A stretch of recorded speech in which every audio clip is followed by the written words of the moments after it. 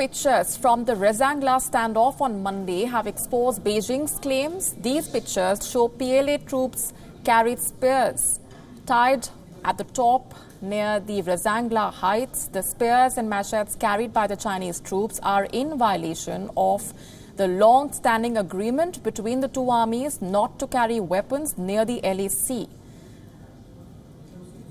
The pictures also provide an insight into what might have transpired during the Galwan clashes, which resulted in 20 Indian soldiers being killed. India has denied PLA's claims that Indian troops had fired warning shots along the LAC at Pangong Tso's southern bank. Let's get in further details now from our principal diplomatic correspondent, Siddhant Sibal, joining us live. Siddhant, first, for our viewers, elaborate what we are seeing in those images. Well, Molly, it's perhaps one of the biggest developments in India-China relationship. We have seen over the last 4 months how the situation has deteriorated.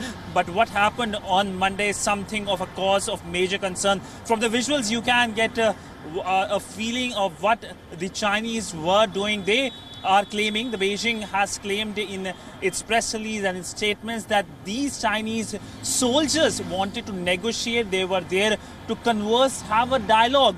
But the pictures betray the statement made by Beijing because they were carrying spears and other sharp weapons other than, of course, their usual weapons they are supposed to carry. So it clearly negates what Beijing has been saying, but the pictures are the proof of the involvement of Beijing in creating the crisis through provocative actions described, of course, by the Indian Army as well. We know that the Indian Army has rebutted the statement made by the Chinese Army, the midnight statement by the Chinese Army over the so-called firing. The Indian Army has clearly said that it was the Chinese who were involved in firing at the line of actual control. But one thing is for certain, that after 40 years, the myth that never ever the firing happened at the LAC has now broken officially. Now, of course, the situation remains very serious.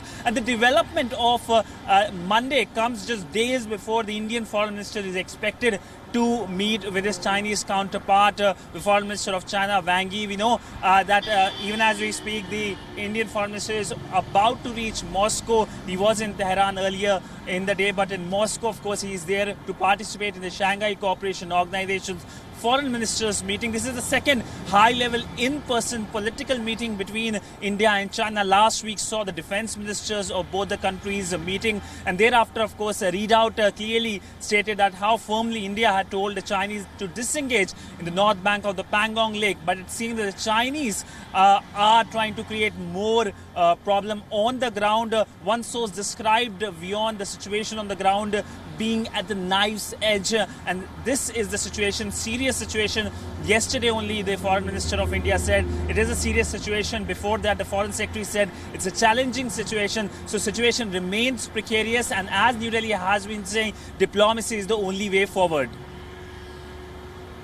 Agreement between the two sides, between the two armies, to not carry weapons near the LAC. From what you're telling us, this is a major violation of that agreement, as we see in those images, and as you're elaborating for us, those spears that the Chinese PLA troops are carrying.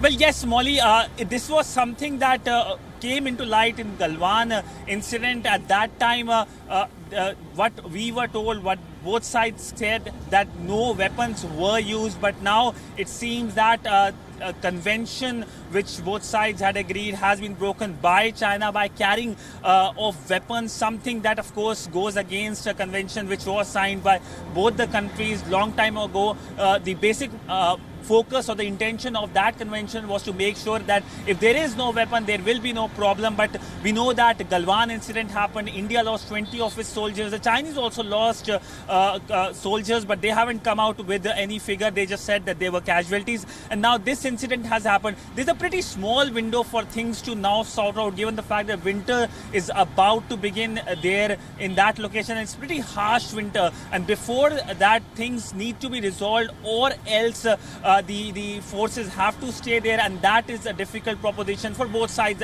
as well. So clearly both sides will try to engage, but it seems that the Chinese side has been indulging in provocative actions, and 7th of September event is just an example of a wider behavior of Beijing in past 4 months. How whether it's Galwan, whether it is the 29th and August or 30th August incident, or now whether it's 7th of September incident. So largely it looks like that China is not going to change from its aggressive behavior, and perhaps it has seen COVID as an opportunity to exert its aggressive nature, not only with India but across the country, across the region, from Taiwan to Japan to other countries as well.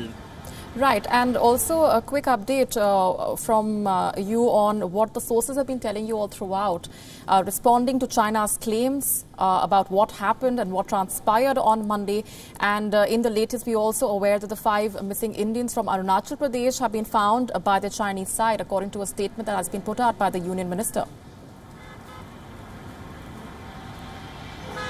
Well, yes, talking about what exactly happened, sources have told us that approximately 40 PLA soldiers tried to come to a specific area, and they started to indulge in provocative action. They wanted to occupy a forward location. This incident happened in the evening time yesterday, almost on the same time when I'm speaking to you, and then thereafter India took action. There was, of course, a release by the Chinese side, a rebuttal by the Indian side. Interestingly, both sides have been having dialogue, conversation, the ground level commanders having conversation since 31st of August, when India was able to thwart the Chinese attempts to occupy the southern bank of Pangong Lake. But yesterday, on Monday, there weren't any conversation, and then thereafter, we know, even as we speak, the hotlines are working. There is a little semblance of conversation happening at the ground level, but only through hotlines, not through physical means. But there is, of course, a positive development happening. The 5 Indians who were missing over the weekend from the Indian state of Arunachal Pradesh have been found on the Chinese side, and this after the Indian side had reached out, the Indian army had reached out. It has been now confirmed by the central minister. But by and large, we have seen how India also reciprocating the incidences just over the past 3 or 4 days. We have seen 2 such incidences. One in North Sikkim, where 3 Chinese had crossed over. The Indian army helped them. And then, of course, just yesterday, there were a few yaks, Chinese yaks, who had come on the Indian side of the border in Arunachal Pradesh, and they were sent back. All right, we're leaving it there for the moment, Siddhant, but of course coming back to you as and when further updates come in on that front. Now, as we've been discussing, months after the first confrontation in May, India and China are back to where it all began, the Pangong Tso Lake. But this time, it is the southern bank that has become the latest flashpoint in that face-off along the LAC, Rezang La. The situation continues to remain tense following a scuffle between the Indian Army and the PLA troops on the Rezang La-Rishan La ridge line. The incident took place after China attempted to unilaterally change the status quo south of Pangong Tso. Now, what is the strategic significance of Rezang La? What does it mean for both India and China? With Rezang La, India gets a clear view of the Spangur Gap. It overlooks China's Moldo garrison and the Spangur Lake. To put it simply, the Indian troops are sitting on the dominating heights atop a ridgeline connecting the south bank of Pangong Tso to Spangur Tso, going through Chushul Rezang La. Now, the Chushul Valley has a vital airstrip that played an important role even during the 1962 war with China. Its location and terrain make it important for logistical deployment. For China, Rezang La or Chushul is the gateway to Leh. If China enters Chushul, it can launch its operations for Leh. And this is what happened in 1962. India-China war as well. The PLA troops prepared to attack Chushul airfield and the valley to get direct access to Leh. Rezang La fell to the Chinese. Troops were pulled back. However, the anticipated next attacks never came, as a ceasefire was declared. As far as the future challenges of Rezang La are concerned, flare-ups are the immediate challenge. The troops of the 2 countries are deployed within a distance of 800 to 1,000 meters of each other at Black Top and Rechenbach.